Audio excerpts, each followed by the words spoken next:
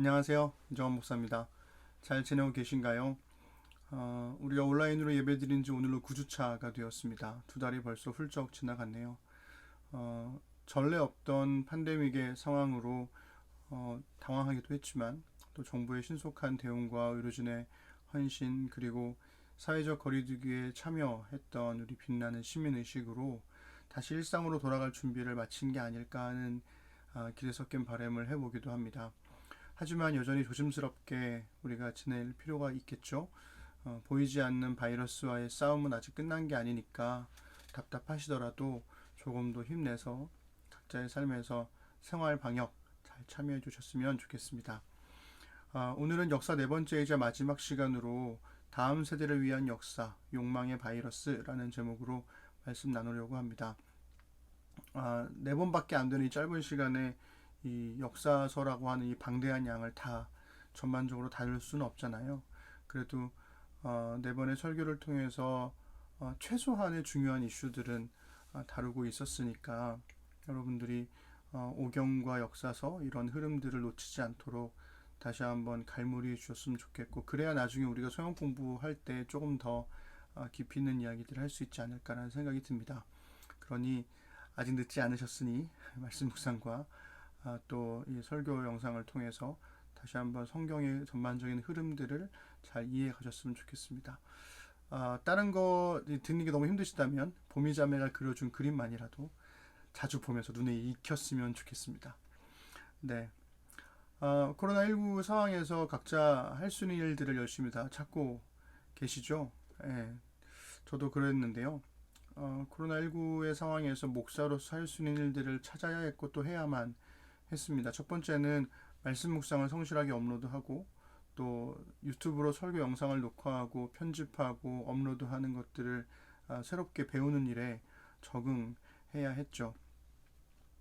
사람과의 거리두기를 하는 과정이었지만 그러나 하나님의 말씀과는 좀 더 가까워지는 계기가 되었으면 좋겠다. 그런 바람으로 성실하게 말씀 묵상을 업로드해 왔습니다. 두 번째는 역설적이게도 사람들을 특히 교우들을 만나는 거였습니다.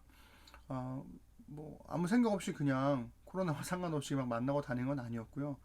저 역시도 아내가 병원에서 일하고 아이가 있기 때문에 저도 겁나고 또 걱정스럽기도 하고 뭐 여러 가지 생각들이 많이 들었지만 일종의 직업 윤리 같은 거였습니다. 의사가 코로나가 터졌다고 해서 집에서만 자기 가족들만 돌보지 않잖아요. 대구로 가는 의료진들도 있었고 뭐 그랬었는데요. 마찬가지로 목사로서 코로나19의 상황이지만 목사가 해야 될 일들을 당연히 하는 것이 필요하다고 생각을 했고 만남에 필요한 교우들 또 홀로 있는 교우들을 좀 살뜰히 챙기는 일들을 해야 되지 않을까라는 생각을 했습니다. 그렇다고 제가 뭐 한 명 한 명 다 잘 챙긴 건 아니었고요. 저도 저의 상황이 있으니까 제 상황 가운데에서 할 수 있는 최선의 것들을 해보려고 노력을 했었습니다. 마지막 세 번째로 제가 찾았던 건 뭐였냐면 바이러스에 대한 공부를 하는 거였어요.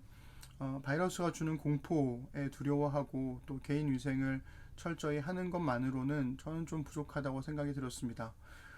분주한 일상을 살아가는 교우들이 뭐 일일이 다 바이러스를 공부할 수는 없으니까 그래서 이 주요한 이슈들을 목회자가 공부를 하고 그것을 교우들에게 잘 전달해 주는 것도 목사에 이를 수 있겠다라는 생각이 들었습니다. 그래서 오늘은 그 한 두 달간의 바이러스를 공부하는 것에 대한 최소한의 정보 전달 그리고 그 정보 전달을 그냥 정보를 전달하는 것으로 끝나지 않고 또 목사이기 때문에 하나님의 말씀과 어떻게 접목해서 또 말씀과 어떻게 연계할 수 있을 것인가에 대한 고민을 안고 오늘 말씀을 전하게 될 것 같습니다. 문제는 이 역사서에 관한 이 마지막 설교와 바이러스에 관한 내용을 어떻게 연결할 수 있을까였는데요. 그것은 마치 과거에 기록된 성경을 어떻게 오늘 우리의 현실에 적용할 수 있을 것이라고 하는 것인가라는 목사의 고민 혹은 그리스도의 고민과도 있다 있습니다. 이 주님의 말씀이 팬데믹이라는 이 낯선 상황 가운데서도 우리에게 길과 빛이 되어 주기를 바라는 마음으로 이 말씀을 함께 나눠보려고 합니다. 지금부터 제가 설명드리는 내용은 네이선 울프의 바이러스 폭풍의 시대라는 책에서 요약한 겁니다. 이 책은 바이러스의 관점에서 확산을 다루고 있는 1부와 팬데믹의 역사를 다룬 2부, 그리고 이 팬데믹을 어떻게 예방할 것인가에 대한 다양한 노력과 제안을 담은 3부로 구성되어 있습니다. 책 한 권 본 걸로 뭐 바이러스에 대한 모든 지식을 다 알 수는 없잖아요. 그렇지만 좋은 책 한 권을 정독을 하고 다양한 책들과 자료들을 비교 검색하는 방식이 사실은 새로운 지식을 공부하는데 굉장히 효과적이라고 알고 있습니다. 저는 그 방법을 줄곧 사용해 왔는데요. 그래서 오늘 그 팬데믹에 대한 이야기들을 해보려고 하는 거죠. 팬데믹은 모든을 뜻하는 판이라는 라틴어와 사람을 뜻하는 데모스의 합성어입니다. 그래서 모든 대륙의 사람들에게 확산되는 새로운 병원균, 즉 바이러스를 팬데믹이라고 정의할 수 있는 거죠. 그렇다면 팬데믹의 원인은 무엇일까? 왜 팬데믹이 생기는 걸까라는 질문이 생기잖아요. 여기서부터는 인류의 오랜 역사를 거슬러 올라가야 합니다. 우리는 팬데믹이 코로나19를 통해서 이제 막 우리 곁에서 일어난 일이니까 이게 최근의 일일 거라고 생각하는 경향이 있는데요. 사실은 인류 역사와 잇닿아 있는 게 팬데믹이라는 거죠. 그래서 생각보다 굉장히 오랜 역사를 갖고 있구나라는 것을 아시게 될 겁니다. 이 팬데믹의 최초 원인으로 지목되는 것은 굉장히 낯선 단어였는데요. 근데 읽자마자 그렇구나 싶었던 말이었습니다. 바로 사냥입니다. 지구상의 모든 곳에는 눈에 보이지 않는 바이러스들이 존재하거든요. 문제는 동물의 바이러스들이 있잖아요. 인간에게도 바이러스가 있습니다. 그런데 동물들끼리 전이되는 바이러스 혹은 인간들끼리 전이되는 바이러스는 괜찮다는 거예요. 이미 그 체내에 있는 면역체계가 그것들을 잘 관리해주고 있기 때문에. 그런데 문제가 되는 건 뭐냐면 동물에게 있었던 바이러스가 인간에게로 옮겨질 때 그때가 위험하다는 거죠. 그러면 이 동물의 바이러스가 어떻게 인간에게 옮겨질 수 있었을까? 그것을 규명해 주는 게 사냥이라는 겁니다. 동물을 사냥을 하고 도축하는 과정에서 그 동물 병원균이 인간에게 옮겨질 수 있는 최적의 환경, 즉 인간이 칼이나 도구를 사용해서 혹은 손과 이빨을 사용해서 피부를 찢어내고 장기를 내장들을 이렇게 끄집어내는 과정에서 동물의 피를 다 몸에 묻히게 되잖아요. 그러한 과정에서 자연스럽게 동물의 바이러스들이 그대로 인간에게 전이 된다는 거죠. 학자들에 따르면 인류가 사냥을 시작한 이후로 동물 병원균이 인간에게 확산되기 시작을 했고 그로 인해서 멸종 위기까지 간 순간이 있었다고 해요. 그런데 이 세 가지 이유로 이 멸종 위기를 극복할 수 있었다고 합니다. 그 첫 번째가 뭐냐면 개체군 병목 현상이라는 거예요. 이 무슨 말이냐면 바이러스 입장에서는 숙주인 인간에게 기생을 해서 바이러스를 쫙 퍼뜨렸어요. 그러다 보니까 인간들이 하나둘 죽어요. 너무 많이 죽어버린 거예요. 그러니까 숙주가 되어야 할 인간의 개체 수가 확 줄어버리니까 자연스럽게 바이러스도 그렇게 소멸해 버렸다는 거죠. 그래서 이 살아남은 최소한의 사람들이 바이러스 입장에서는 남은 숙주가 되는 거고 숙주의 개체 수가 줄어드니까 역으로 바이러스가 위기를 맞게 되었다라는 겁니다. 그래서 인류의 사냥으로 시작된 이 바이러스의 확산이 개체군 병목 현상으로 인해서 병원균 청소, 바이러스를 한 번에 다 청소해주는 역할을 했다는 거죠. 그래서 주춤하게 되었다라는 거고요. 두 번째는 인간이 불을 사용하게 되면서부터 이 바이러스의 확산을 막을 수 있었다는 거예요. 사냥한 고기를 불에 데워서 먹게 되면서 불로 바이러스들을 대부분 죽일 수 있었다는 거고, 세 번째 이유는 바이러스의 위협이 창궐한 열대 우림에서부터 초원 지역으로 이주하게 되면서 바이러스의 위협으로부터 조금 더 안전해졌다라는 게 학자들의 설명입니다. 그러면 이제 바이러스가 괜찮아져야 되는 거잖아요. 그런데 이후에 인류의 정착 과정에서 다시 한번 이 바이러스가 재확산될 기회를 얻게 되었다는 거예요. 총 6가지 정도의 이유가 있는데요. 첫 번째는 다시금 인류가 정착하는 과정에서 뭘 했냐면 가축을 길들였죠. 가축을 길들이기 시작하면서 다시금 동물 병원균이 인간에게 전이될 발판이 마련된 거죠. 왜냐면 가축들과 가까이 지내고 함께 살고 때로는 그들을 사냥을 하고 도축을 해서 그걸 먹었으니까. 두 번째는 인구 밀도입니다. 만약에 소규모의 인원들이 정착을 했다가 바이러스가 확산됐어요.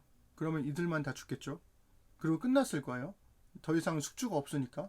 그런데 마을 정착했던 사람들이 마을을 이루고 그 마을이 점차 더 커져서 도시가 되고 인구 밀도가 점점 높아지면서 이 바이러스가 사람들에게 확산될 가능성이 훨씬 더 커지게 되었다는 거죠.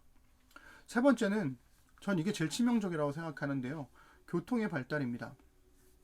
한 지역에 머물던 사람들의 바이러스는 그 지역의 사람들이 다 죽고 나면 그걸로 끝나요. 다른 지역은 괜찮은 거죠. 그런데 문제는 인류가 자동차와 기차를 타고 대륙을 횡단하기 시작을 해요. 배와 비행기를 타고 대륙을 넘나들기 시작을 해요. 그러면서 원래는 경제 규모의 확산을 의미하는 지구촌이라는 말 뒤에면에는 바이러스의 확산이라고 하는 또 다른 의미가 숨어 있었다는 거죠. 네 번째는 수혈 혹은 장기를 이식하는 것, 그 다음에 주사를 사용하는 이 의료기술의 발전이라는 겁니다. 너무나 중요한 의료기술이잖아요. 이런 다양한 기술들로 여러 사람들을 살릴 수 있으니까. 그렇지만 다른 한편으로는 바이러스 입장에서는 이 피와 장기에 담긴 바이러스를 직접적으로 전달해 줄 수 있는 그런 역할이 되기도 한다고 해요. 지금이야 더 많이 의료기술이 발전을 해서 그런 역학조사들을 통해서 바이러스들을 다 미리 검사를 해서 안전하게 이식을 하고 있지만 초창기에 이 이식 수술이라든가 이런 것들이 개발되기 시작했을 때는 실제로 이식을 했다가 갑작스럽게 바이러스로 죽은 사람들이 꽤 많았다고 합니다. 다섯 번째는 가능성은 적지만 고의로 바이러스를 퍼뜨리는 바이오 테러, 그리고 실수로 바이러스가 확산되는 바이오 에러라는 게 있대요. 바이오 테러는 1992년인가요? 93년에 일본의 옴 진리교에서 시민들에게 탄저균을 터뜨렸던 것, 이런 것들이 바이오 테러가 될 수가 있고, 혹은 전쟁에서 생화학 무기를 사용하는 것도 바이오 테러가 될 수 있겠죠. 바이오 에러는 실험실에서의 실수 같은 걸로 이제 바이러스가 확산되는 걸 의미하는 거고요. 마지막 여섯 번째는 그 두 개 이상의 유전자가 재편성되면서 일종의 돌연변이가 생기게 되는 이 창발적 유전자, emerging gene이라는 겁니다. 코로나라는 이름을 가진 다양한 바이러스들도 이 창발적 유전자의 한 예가 되는 거죠. 그러니 이 이야기들을 쭉 듣다 보면 엄청난 발전을 이룬 인류의 역사 이면에는 바이러스의 확산이라고 하는 또 다른 역사가 숨어 있었다는 것을 알게 되고 처음에 이것을 좀 겪었을 때는 좀 당황했습니다. 예를 들면 이런 거죠. 우리 조상들은 한 번도 먹어보지 않았을 지구 반대편의 랍스터를 먹고 있을 때 사실은 그 지역의 이름 모를 바이러스를 우리가 함께 먹고 있는 건지도 모른다라는 거죠. 비행기를 타고 세계 곳곳을 여행하는 즐거움을 우리가 누리고 있는 동안에 그 비행기 안에 함께 타고 있던 이름 모를 누군가의 바이러스와 이름 모를 누군가가 살았던 사람의 그 지역의 바이러스를 내가 고스란히 우리나라로 셔틀해 줬는지도 모른다는 것. 혹은 반대로 나와 나의 바이러스 그리고 우리나라의 바이러스를 정말 다른 지역으로 셔틀에 나도 모르는 사이에 옮겨졌는지도 모른다는 거죠. 이런 생각을 하다 보면 이 위험천만한 이 팬데믹의 시대에 정말 우리는 아무 생각 없이 살다가 갑자기 코로나19 때문에 비로소 보지 못했던 위험들을 이제서 막 보기 시작한 게 아닌가라는 생각을 하게 되더라고요. 그러면 이제 육식을 안 하면 해결될 문제일까요? 혹은 여행을 전면 금지하면 괜찮아질까요? 효과적인 방법은 아니라고 생각합니다. 왜냐하면 육식을 지금 멈춘다고 해도 이미 바이러스는 확산되었고 확산될 대로 확산되었고 그리고 우리 안에 있는 이 내재된 바이러스들의 폭발 스위치가 그대로 꺼져 있는지 혹은 갑자기 켜지는지에 따라서 대응할 수밖에 없는 게 우리의 현실이라는 거죠. 다행스러운 건 이 동물의 병원균, 동물 바이러스가 인간에게 전이된다고 해서 모든 바이러스가 다 위험한 거냐? 그렇지는 않다라는 거죠. 대부분의 경우에는 그냥 평이하게 앓다가 우리의 면역체계가 잘 방어를 해준다고 합니다. 그래서 생각보다 우리 인간의 몸에 있는 면역체계가 훌륭하게 잘 싸워주고 있는 건데 굉장히 많은 바이러스를 막아내 왔으니까요. 다만 그럼에도 불구하고 막아낼 수 없었던 몇몇 치명적인 바이러스들이 우리를 위협하는 현실이라는 겁니다. 그렇다면 이 팬데믹을 막을 방법은 없는 것일까? 수많은 헌신적인 학자들과 연구진들이 세계 곳곳에서 바이러스를 연구를 하고 있고요. 그 대응 방법을 모색하고 있습니다. 그렇지만 그 이야기를 하기에 앞서서 또 다른 바이러스를 상대해야 했던 이 느헤미야의 시대로 우리가 함께 가봤으면 좋겠는데요. 고작 4번의 설교로 역사서 전체에 담긴 풍성한 하나님의 말씀을 다 담아낼 수는 없지만 이 팬데믹의 시대와 느헤미야의 시대를 우리가 함께 살펴봄으로써 오늘을 살아가는 새로운 길을 이 성경 속에서 찾아볼 수 있지 않을까라는 기대를 가지고 우리 느헤미야 시대로 한번 함께 떠나봤으면 좋겠습니다. 느헤미야 시대까지 가기 전의 상황들을 좀 함께 우리가 살펴보죠. 솔로몬이 죽고 나서 남왕국 유다와 북왕국 이스라엘로 분열된 채 이스라엘은 역사를 계속해서 이어갔지만 우상 숭배로 인한 종교적인 불의가 생겼고, 그리고 부의 집중과 도시화로 인한 사회적 불의가 생겼습니다. 이 우상 숭배와 사회적 불의라고 하는 이 두 개의 죄가 사실은 하나의 죄이죠. 양면적인 이 죄가 이 두 왕국 모두를 몰락의 길로 이끌어 버렸습니다. 결국 BC 722년경에 아시리아에 의해서 북이스라엘이 먼저 멸망하게 되고요.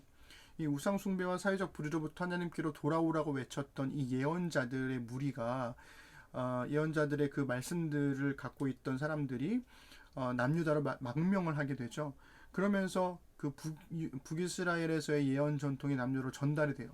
그럼 남유다에서는 뭘 할까요?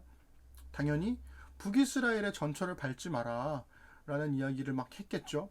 그래서 남유다에서도 예언 활동들이 활발해지면서 하나님께로 돌아가자라고 하는 운동이 벌어지지만 역시나 남유다는 듣지도 않습니다. 그래서 결국 남유다도 BC 587년경에 바벨론에 의해서 멸망하게 되죠. 그러면서 이 짧았던 이스라엘 왕국은 역사 속으로 사라지게 됩니다.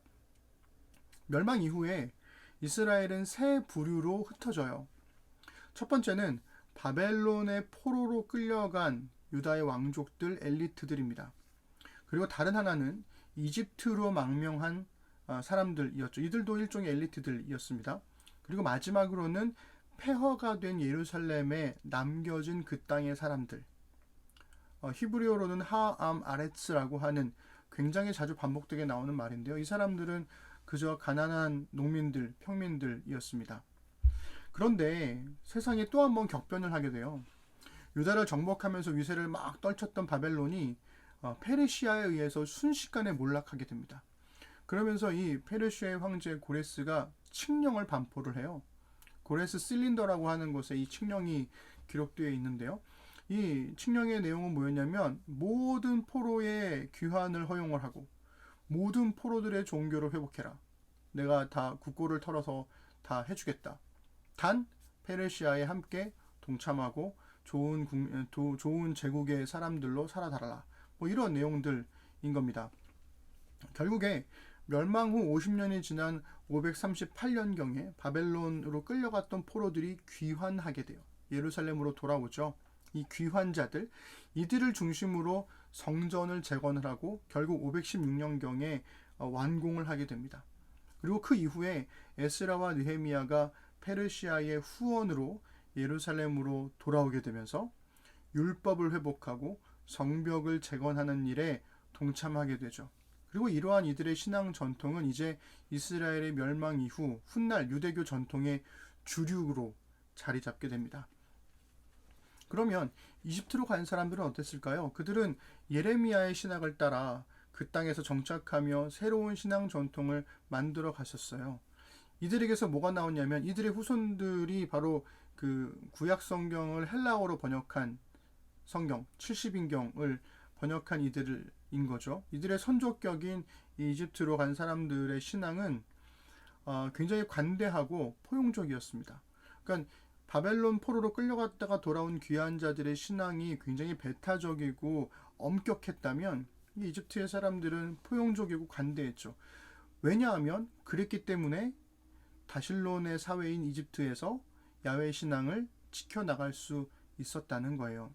낯선 상황에서 야훼 신앙을 잃어버리지 않으려고 노력했던 그들의 모습을 그저 종교 혼합 뭐 이런 식으로 쉽게 폄훼하지 않았으면 하는 바람이 개인적으로 있습니다.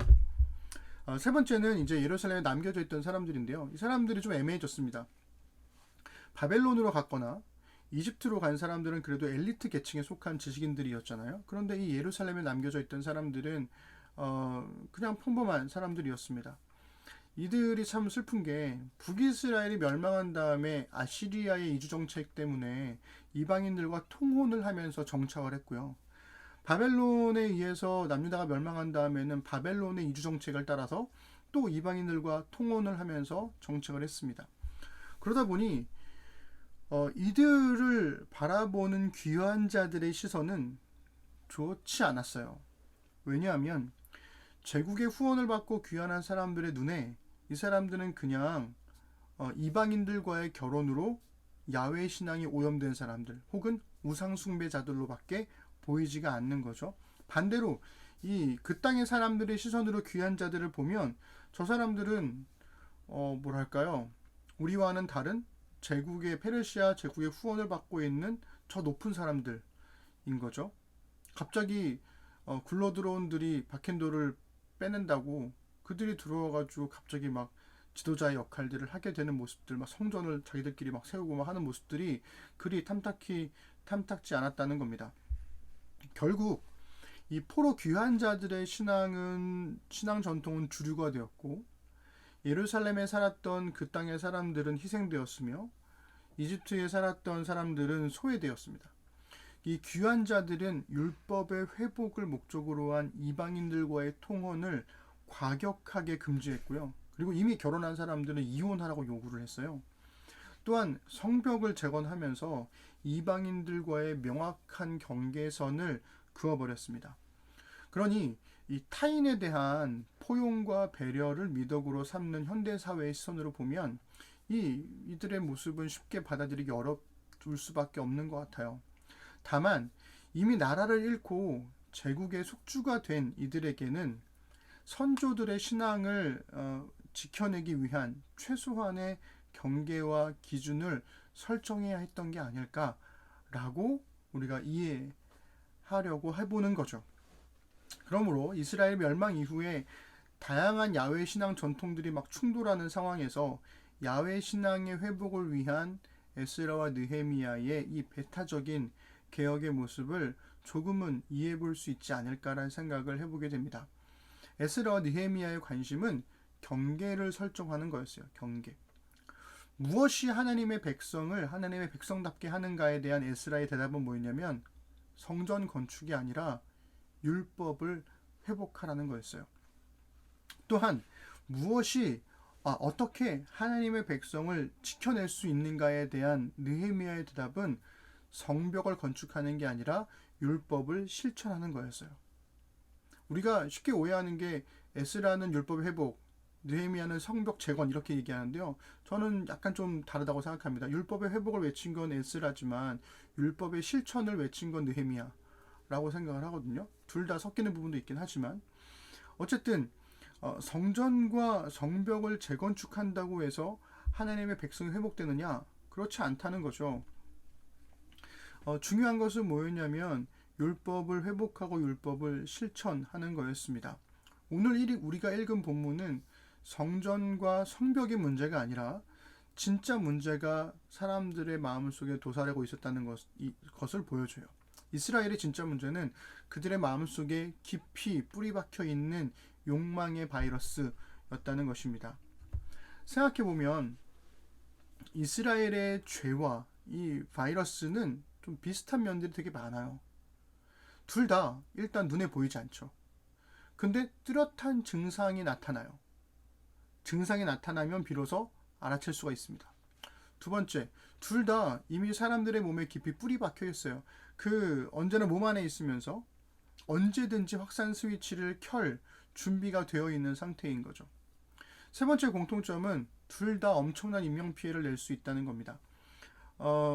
바이러스가 확산되면서 개체군 병목 현상으로 많은 사람들이 죽었던 것처럼 죄가 확산되면서 이스라엘은 멸망했고 인구는 급감했습니다. 아주 먼 오랜 옛날로 돌아가 봐도 죄가 온 땅에 퍼지면서 하나님께서 물로 사람들을 심판하셨잖아요. 이렇듯 이 죄와 바이러스 둘 다 수많은 인명 피해를 낼 수가 있는 거죠. 마지막 네 번째 공통점이 있는데요. 전 이게 제일 중요하다고 생각하는데, 죄도 바이러스도 둘 다 막을 수 있다는 겁니다. 느헤미야는 성전을 재건축했던 이 귀한 자들의 종교적인 열정, 헌신을 알고 있었어요. 그러나 동시에 그들의 몸 안에 여전히 깊이 뿌리 박혀 있는 이 욕망의 바이러스도 간파했습니다. 그 증상이 어떻게 나타났는가? 아마 그 유다 사람들은 몰랐을 거예요. 자기들한테 그런 바이러스가 있는지. 그런데 그 증상은 가난한 사람들의 부르짖음에서부터 나타났습니다. 거기서 발견되었죠. 느헤미야 5장 1절부터 5절 우리 함께 읽어보겠습니다. 그때 백성들이 그들의 아내와 함께 크게 부르짖어 그들의 형제인 유다 사람들을 원망하는데, 어떤 사람은 말하기를 우리와 우리 자녀가 많으니 양식을 얻어먹고 살아야 하겠다 하고, 어떤 사람은 말하기를 우리가 밭과 포도원과 집이라도 저당 잡히고 이 흉년에 곡식을 얻자 하고, 어떤 사람은 말하기를 우리는 밭과 포도원으로 돈을 빚내서 왕에게 세금을 바쳤도다. 우리 육체도 우리 형제의 육체와 같고 우리 자녀도 그들의 자녀와 같거늘 이제 우리 자녀를 종으로 파는도다. 우리 딸 중에 벌써 종된 자가 있고 우리의 밭과 포도원이 이미 남의 것이 되었으나 우리에게는 아무런 힘이 없도다 하더라. 1절에 나와 있는 백성들은요, 예루살렘에서 살아왔던 가난한 사람들이었어요. 그리고 1절에 나와 있는 유다 사람들은 귀환한 엘리트들이었습니다. 이 가난한 백성들은 돈과 제국의 후원을 받고 돌아온 유다 사람들의 착취에 힘겨워했습니다. 유다의 지도자들은 하나님 말씀을 따라서 성전과 성벽을 재건하면서도 하나님의 말씀이 요구하시는 가난한 자들을 향한 긍휼은 베풀지 않았다는 거죠. 아니, 생각조차 하지 못했을 거예요. 신분과 부의 차이로 인한 차별을 굉장히 오랜 시간 동안 당연하게 여겨왔기 때문입니다. 이스라엘의 죄로 인해서 나라가 멸망됐고 포로 생활을 거치기도 했지만 이 욕망의 바이러스만큼은 사람들의 몸에 계속해서 기생하고 있었다는 거죠. 느헤미야가 분노하면서 그들의 행태를 고발합니다. 5장 6절부터 8절 말씀 우리 함께 읽겠습니다. 시작. 내가 백성의 부르짖음과 이런 말을 듣고 크게 노하였으나 깊이 생각하고 귀족들과 민장들을 꾸짖어 그들에게 이르기를 너희가 각기 형제에게 높은 이자를 취하는도다 하고, 대회를 열고 그들을 쳐서 그들에게 이르기를 우리는 이방인의 손에 팔린 우리 형제 유다 사람들을 우리의 힘을 다하여 도로 찾았거늘 너희는 너희 형제를 팔고자 하느냐, 더구나 우리의 손에 팔리게 하겠느냐 하매 그들이 잠잠하여 말이 없기로. 신명기 23장 19절에 보면 형제에게서 어떤 이자도 받지 말라고 명령합니다. 식물의 이자가 됐던 돈의 이자가 됐던 무엇의 이자가 됐던 받지 말아라. 그런데 이스라엘이 멸망했던 이유를 가만히 살펴보면 우상 숭배로 인한 사회적 불이라고 제가 계속해서 강조를 드리고 있잖아요. 근데 우상을 숭배한다는 건 뭐냐면 가난한 자들을 착취의 대상으로 삼는 이 사회적 불의로 드러난다는 거예요. 요컨대 가난한 백성들을 착취하였다는 사실이 멸망의 직접적인 이유라고 말을 해도 과언이 아니라는 거죠. 그런데도 성전과 성벽을 재건하겠다는 사람들의 모습은 조금도 바뀌지 않았었다는 겁니다. 모든 것을 처음으로 되돌리는 희년이라는 법은커녕 하나님의 말씀을 따라 가난한 사람들을 돌보라는 이 기본적인 사회적 안전망이 되는 율법의 말씀조차도 무용지물이 되었던 사회가 느헤미야가 살았던 시대였다는 거죠. 그래서 느헤미야는 당신들이 하나님을 믿는다면, 하나님을 경외한다면 욕망이라는 이름의 바이러스를 이제 그만 뿌리 뽑자, 그것을 외칩니다. 우리 느헤미야 5장 9절부터 11절 함께 읽겠습니다. 시작. 내가 또 이르기를 너희의 소행이 좋지 못하도다. 우리의 대적 이방 사람의 비방을 생각하고 우리 하나님을 경외하는 가운데 행할 것이 아니냐.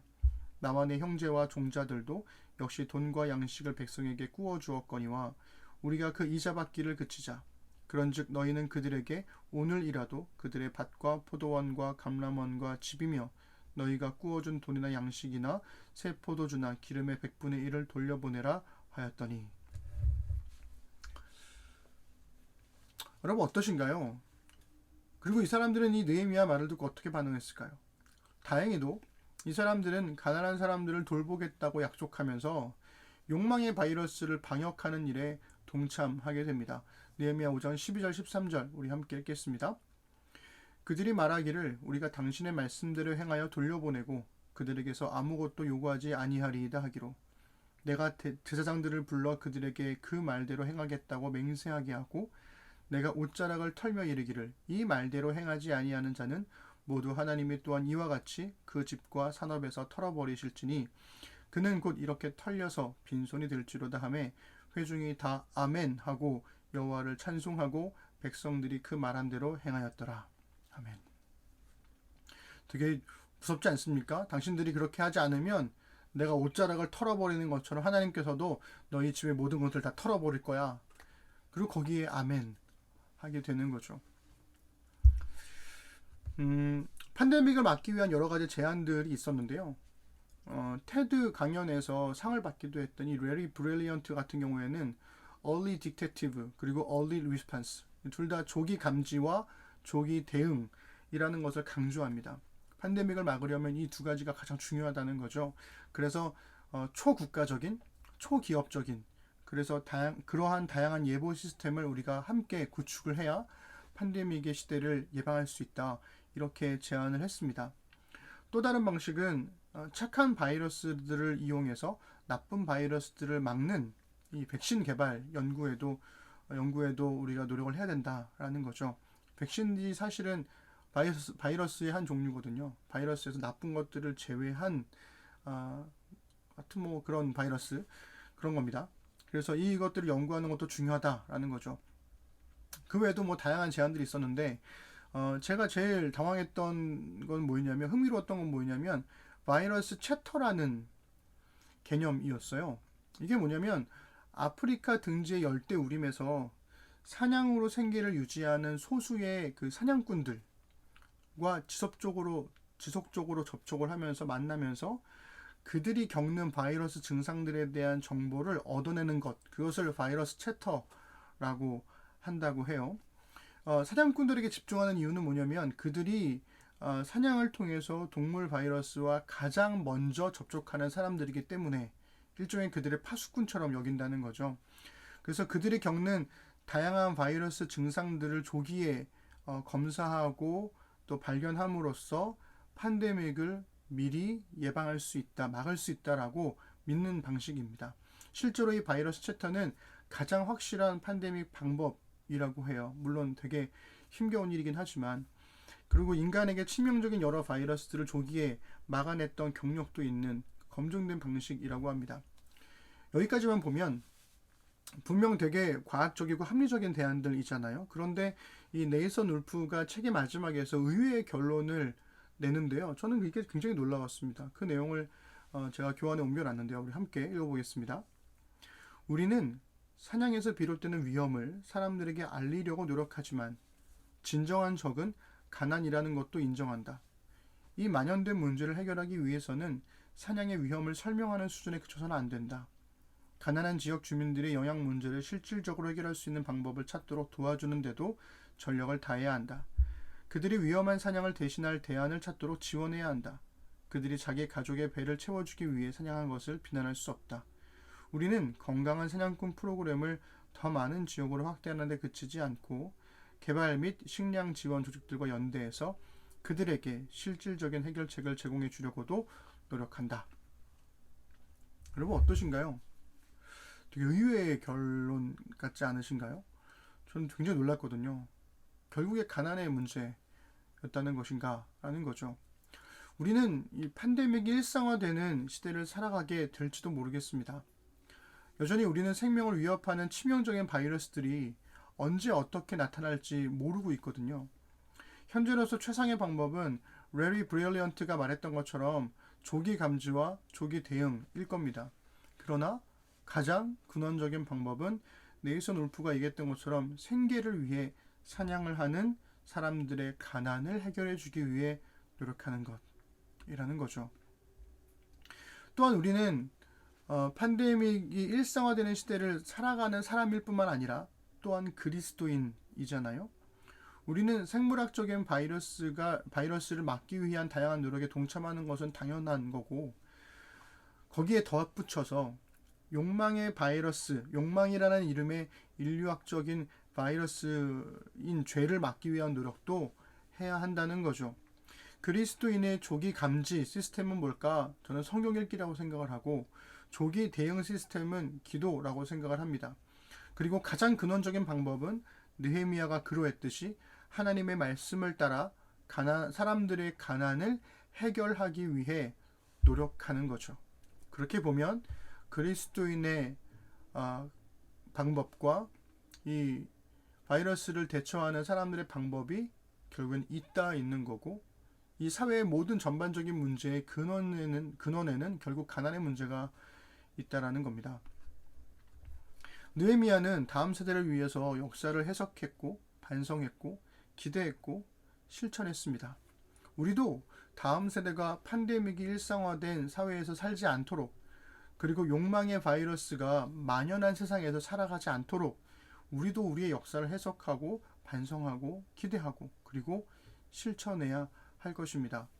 우리 시대의 슬픔은 우리 시대에서 끝나기를, 그래서 우리 다음 세대는 지금보다 더 나은 시대를 살아갈 수 있도록 최소한 우리가 살아있는 동안 그러한 노력들을 해야 하지 않을까요? 그런 의미에서 그리스도인인 우리가 할 수 있는 것들도 있다는 거죠.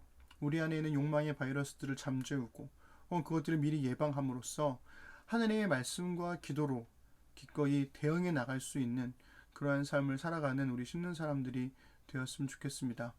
어려운 때를 살아가고 있지만 이때일수록 더욱 말씀과 기도로 우리가 살아갈 수 있는 힘과 능력을 삼았으면 좋겠고, 여러분들이 그 말씀과 기도로 이 어려운 때를 잘 극복해 나갔으면 좋겠습니다. 함께 그 일에 동참하는 우리 신는 사람들이 되기를 주님의 이름으로 부탁드립니다. 기도하겠습니다. 하나님, 아주 오랜 역사를 가지고 있는 팬데믹을 우리는 이제서 마치 새로운 것인 양 이야기하고 두려워하고 또한 겪고 있습니다. 그러나 그 수많은 역사 가운데에서 그 바이러스들만큼이나 아니 그 이상으로 더 무서운 것은 결국 사람들의 욕망의 바이러스가 아닐까 싶습니다. 욕망의 바이러스로 인해서 빈부의 격차가 생겨나고, 그 빈부의 격차로 인해서 어쩔 수 없이 사냥을 하는 사람들이 생겨나고, 또 가난 때문에 어쩔 수 없이 힘겨운 일들을 하는 사람들이 있기 때문에 결국 이 사회의 수많은 바이러스들은 죄의 문제와 또 뗄래야 뗄 수 없는 관계에 있는 게 아닐까라는 생각을 해보게 됩니다. 주님, 그리스도인으로서 우리가 할 수 있는 일들이 무엇일까요? 각자가 해야 될 일들을 찾아야겠지만 가장 기본적으로는 우리가 말씀과 기도로 우리 안에 있는 욕망의 바이러스들을 조기에 감지하고 조기에 대응하는 것일 겁니다. 욕망이 창궐하지 않도록, 그래서 또 다른 가난이 또 다른 슬픔을 만들어내지 않도록 도와주시고, 그 일들에 우리가 지혜롭게 방법을 찾아내고 해결해 갈 수 있는, 그래서 종국에는 실천까지 이어갈 수 있는 우리 신는 사람들이 되도록 주님 인도하여 주옵소서. 말씀과 기도만으로는 되지 않지만 말씀과 기도가 바탕이 되어야 그 이상의 하나님 나라의 백성답게 살 수가 있습니다. 주님, 이것들을 잘 감당할 수 있는, 그래서 창발적인 새로운 아이디어들을 우리가 만들어내고 실천함으로써 이 땅에 하나님 나라를 세워가는 일에 동참할 수 있도록 주님 함께하여 주옵소서. 감사드립니다. 예수님의 이름으로 기도드립니다. 아멘.